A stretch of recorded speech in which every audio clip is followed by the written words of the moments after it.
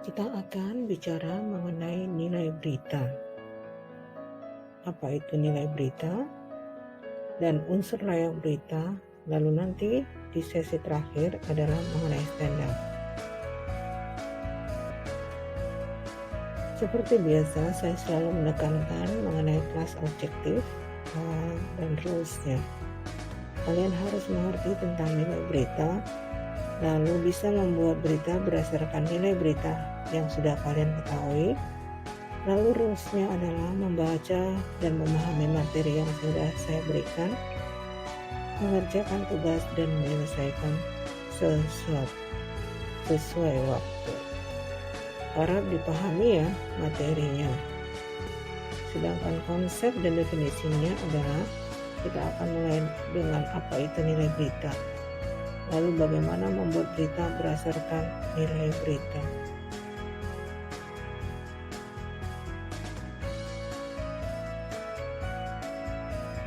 Sekarang kita sampai ke materinya ya. Tolong dibaca dan dimengerti.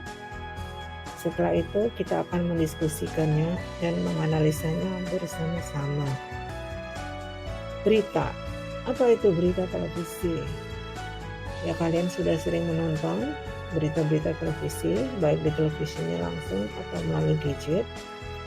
Jadi berita televisi itu adalah laporan mengenai fakta melalui audio visual. Sedangkan menurut KBBI, berita adalah cerita atau keterangan yang memuat informasi mengenai berbagai kejadian ataupun peristiwa yang sedang hangat. Saya mengutip dari William Rosner Blair. Dia mengatakan berita itu adalah segala sesuatu yang terkait waktu dan menarik perhatian banyak orang. Dan berita terbaik adalah hal-hal yang paling menarik sebanyak mungkin orang, sehingga mereka mau mendengarnya, menontonnya, atau membacanya. Setelah ini kita akan masuk ke nilai berita. Bagaimana sih sebuah berita dibuat? Apakah semua peristiwa atau kejadian layak untuk diberitakan? Kita sering mendengar bad news is a good news. Apakah itu masih berlaku sampai sekarang? Nah, kalau kalian nanti menjadi seorang jurnalis yang baru, kalian melihat sebuah peristiwa atau kejadian di sekitar kalian, lalu kalian berpikir, apakah ini layak untuk dijadikan beritanya? Apa kriteria kelayakannya? Nah, kita akan membahas hal tersebut, yaitu mengenai nilai-nilai berita.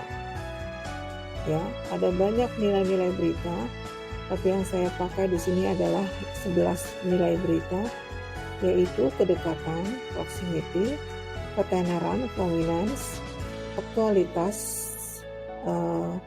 timelines, dampak atau impact, keluar biasaan atau magnitude, konflik, lalu keanehan, oddity, kemanusiaan, human interest, signifikansi, seks, dan informatif. Sekarang kita akan membahas satu persatu ya. Misalnya aktualitas, timelines. Ini bicara mengenai peristiwa baru saja terjadi. Ya, misalnya demo-demo yang sekarang menuntut undang-undang cipta tenaga kerja. Itu sangat aktual dan pasti semua media-media memberitakannya. Lalu yang berikutnya adalah kedekatan, proximity. Kedekatan ini bisa secara geografis dan juga bisa secara psikologis. Geografis misalnya, peristiwa di Jakarta akan diberitakan di Jakarta, lalu peristiwa di Bandung akan diberitakan oleh media-media di Bandung karena ada kedekatan dengan peristiwa tersebut. Lalu secara psikologis misalnya kita merasakan dampak yang dihadapi oleh orang-orang Indonesia yang ada di seluruh dunia akibat dari pandemi. Lalu itu akan diberitakan karena ada kedekatan secara psikologis. Ketenaran, prominence, meliputi ketokohan orang yang terlibat dalam peristiwa. Misalnya public figure, artis, pejabat, tokoh, ulama, dan sebagainya. Jadi kalau misalnya ada artis misalnya yang sakit, itu biasanya diberitakan. Atau pejabat yang meninggal diberitakan karena menyangkut ketokohan. Nilai berita yang berikutnya adalah dampak, impact dari sebuah peristiwa atau kejadian terhadap publik. Seperti demo, itu dampaknya besar sekali ya ketika misalnya anarkis melakukan pembakaran. Juga dampak daripada corona sangat besar sekali sehingga akan sangat menarik perhatian publik. Yang berikutnya adalah keluarbiasaan, daya tarik atau magnitude. Ini bicara mengenai seberapa luas dampaknya bagi publik. Jika dampaknya sangat luas, maka pemberitaannya akan semakin besar. Berikutnya adalah konflik, peristiwa-peristiwa ketegangan, perang, demo, tawuran, dan sebagainya itu menarik untuk diberitakan. Nilai berita lainnya adalah soal keanehan, unik, baru. Hal-hal yang unik ya, yang tidak lazim terjadi yang ada di masyarakat biasanya diberitakan. Lalu soal kemanusiaan, human interest, soal perbudakan, penganiayaan, kemiskinan, dan lain sebagainya. Signifikansi bicara mengenai seberapa penting arti kejadian atau peristiwa tersebut bagi. Yang ke-10 adalah mengenai seks ya. Segala sesuatu mengenai seks itu menarik untuk diberitakan. Ada ungkapan yang mengatakan all writing is boring but sex. Peristiwa seksual selalu menarik perhatian publik. Lalu ada informatif, berita bernilai karena sangat informatif. Sangat informatif ini misalnya berita keadaan cuaca hari ini atau esok, lalu demo yang akan dilakukan besok, bagaimana pengalihan arus lalu lintasnya. Lalu kalau misalnya ada daerah yang mengalami longsor dan sebagainya, itu sangat informatif bagi masyarakat. Setelah mengerti mengenai nilai berita, kita beralih ke unsur layak berita. Yang pertama adalah mengenai akurasi. Dalam membuat berita, seorang wartawan harus akurat ya, mengenai nama narasumbernya, angka-angka, lalu tanggal kejadian, umur, dan lain sebagainya. Selalu periksa ulang tulisan kalian ya sebelum ditayangkan. Lalu keterangan-keterangannya, fakta-fakta yang ditemukan, sudut pandangnya juga harus benar. Yang kedua adalah harus lengkap, adil, dan berimbang. Ya, tidak adil berarti palsu, menghilangkan atau menambah fakta tidak relevan. Jadi kuncinya adalah laporkan apa yang benar-benar terjadi, yang sesungguhnya terjadi.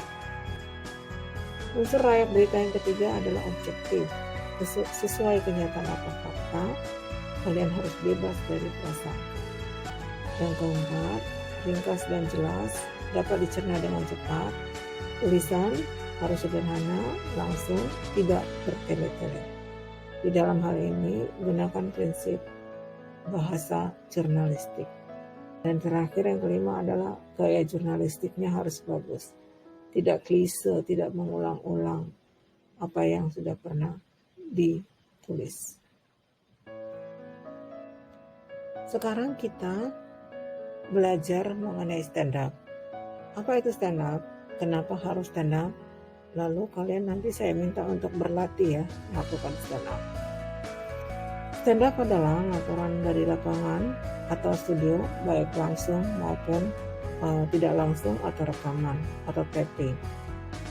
Kenapa harus stand up? Kenapa seorang reporter harus stand up? Yang pertama adalah untuk menegaskan bahwa kalian sebagai reporter ada di lokasi atau di lapangan. Ini menyangkut kredibilitas berita yang kalian sampaikan. Lalu yang berikutnya adalah pendalaman berita. Kalian punya data yang sangat bagus, tapi gambarnya tidak ada. Kalian bisa melakukan stand up untuk menyampaikan data tersebut, walau gambarnya tidak ada. Lalu untuk berita yang bernilai beritanya tinggi atau bobotnya tinggi, misalnya ada bom ya yang terjadi, atau demo yang kemarin terjadi, penyerangan terhadap sesuatu dan lain sebagainya, itu punya bobot atau nilai berita tinggi, sehingga reporter ada di lapangan. Berikutnya adalah karena beritanya sangat eksklusif, hanya kalian yang ada di situ. Ya, sementara media-media lain yang berusaha juga untuk mengejar berita tersebut tidak bisa ada di tempat tersebut.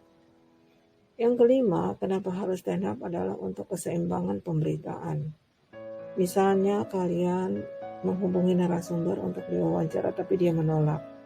Kalian bisa stand up di depan kantornya atau di depan rumahnya, menyatakan bahwa kalian sudah berusaha untuk meminta konfirmasi atau tanggapan dari narasumber tersebut, tapi dia menolak. Kalian bisa stand up di situ. Yang terakhir adalah menunjukkan cara. Misalnya demo pemakaian alat atau sosialisasi tentang COVID-19, misalnya bagaimana menggunakan masker yang baik atau bagaimana mendapatkan 3M. Itu bisa dilakukan dengan stand up. Bagaimana sih stand up itu? Kalian bisa melihat contoh-contoh di halaman ini. Kalian klik lalu langsung ke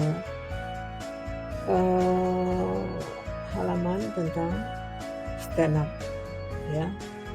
Setelah mendengarkan semua ini, membacanya, kalau masih ada pertanyaan, silakan menuliskannya di kolom komentar. Yang berikutnya adalah worksheet ya. Saya meminta kalian untuk stand up dengan topik COVID-19. Angle-nya sesuai dengan pilihan kalian. Lalu durasinya 1 menit. Setelah itu hasilnya kalian bisa posting di kolom komentar. Demikian materi kita pada minggu ini mengenai nilai berita, unsur layak berita, dan stand up. Semoga kalian bisa mengerti, memahami, lalu mempraktikkannya. Terima kasih.